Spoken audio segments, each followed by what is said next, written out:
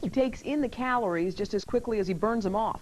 Frank Davis met with a former Mr. New Orleans who couldn't be more naturally Nolans. Here in New Orleans, you expect to find great food on every corner. But what about down here at Lafitte? Well, you're in for a big surprise. In fact, it's one of the town's best-kept secrets. A little hole in the wall called Jan's Sweet Shop and Kitchen.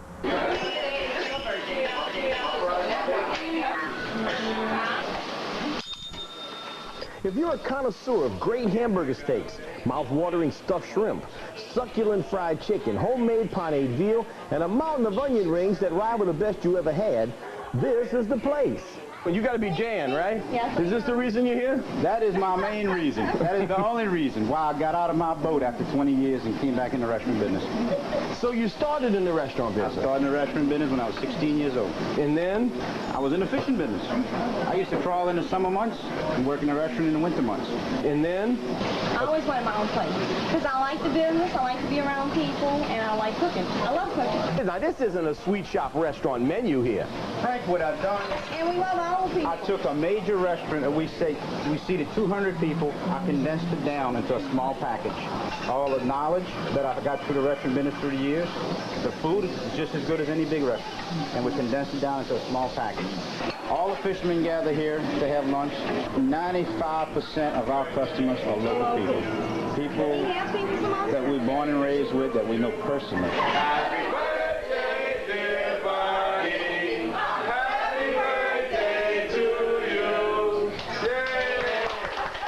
But you see, there's a twist to the story you haven't heard yet.